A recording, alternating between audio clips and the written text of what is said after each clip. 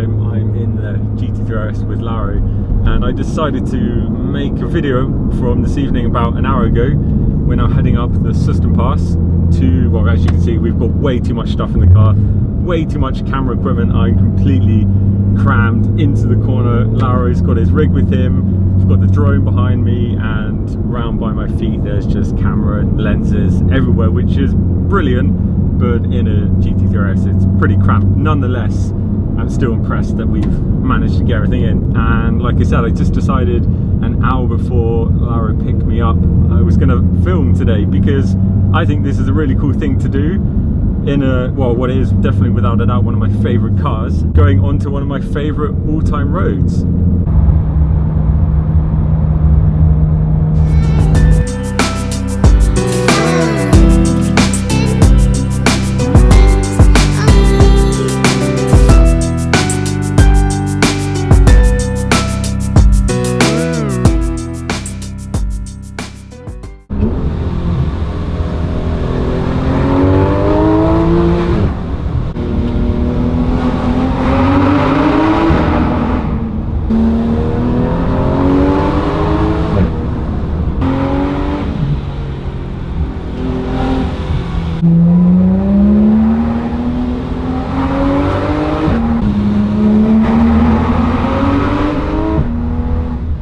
So for anyone that doesn't know, the Susten Pass and the Grimsel Pass are basically side by side, both absolutely amazing passes, probably two of my favourite passes in Switzerland, and I could highly recommend, if you ever come to Switzerland, come here and drive both. I'm still not sure which is my favourite one yet, but they're both equally as good in their own way, I think.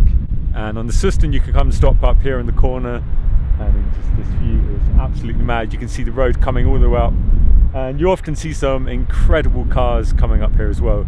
It's Sunday evening now, so it's nice and quiet. I would not recommend coming on a Saturday. It's generally mayhem, the same as the Grimsel Pass. If you can come in the weekday or late evening on Sunday, that is definitely the best time.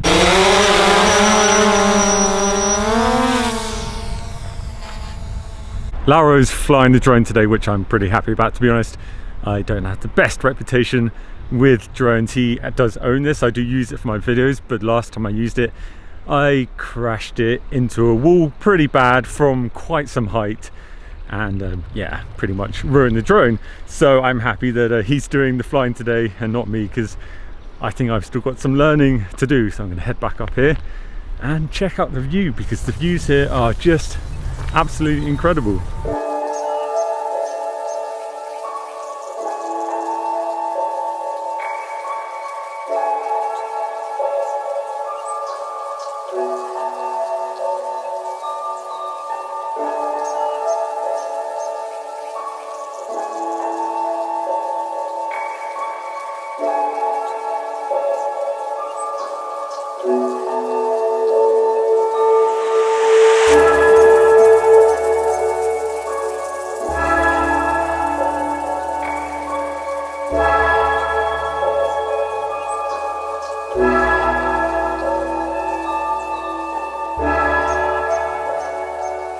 So yeah, today's video is basically just bringing you guys along and showing you what we go up to. So now I have to do the hard job of driving the GT3, which is such a terrible thing.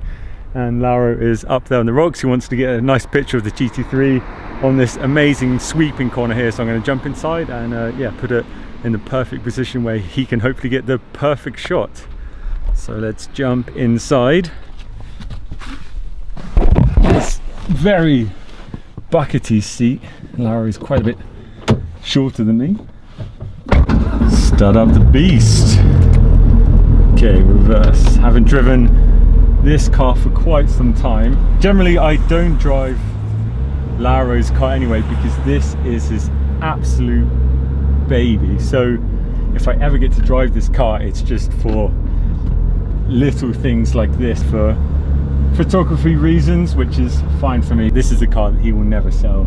He loves this a lot, which I understand. That position okay? Okay. Okay, I'll just sit here until a car comes or you tell me. Radios are very handy in these situations. So I'm just gonna sit here now while he takes some hopefully epic pictures.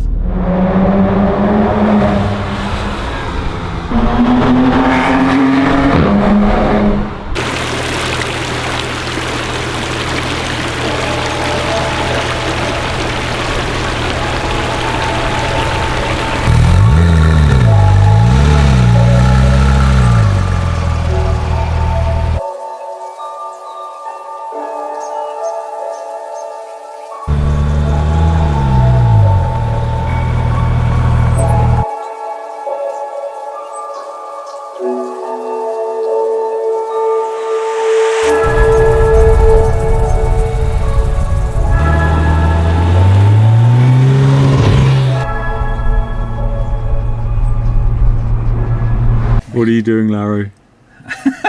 It looks weird, sorry. Yeah, it feels weird. I'm trying to take a picture of your watch on the steering wheel. Yeah, because the strap matches the yellow stripe on the steering wheel. It does, nicely. It does. I like the dedication.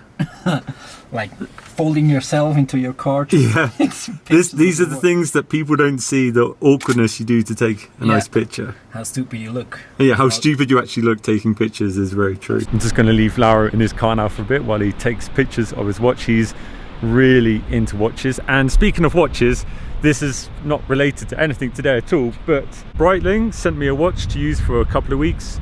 It's a B06 and it's absolutely beautiful watch. Now, I know nothing about watches, but since being in Switzerland, you're surrounded by watches. The reason I don't own a watch is just for the factor of I can't afford one. But Breitling sent me this watch to match the Bentley that I had last week, which I did perfectly, took some nice pictures with it. And having said that, since I've been wearing this watch, I have to admit, I would really like to keep it.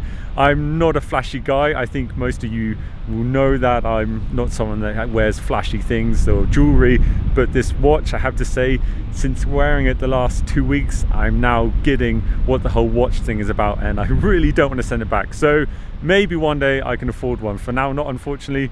But if Breitling send me a few watches to wear for a couple of weeks, I'm super happy about that. So I think you guys get the general idea of how awesome this road is. This is what we try and do in our free time. This actually doesn't cost me anything.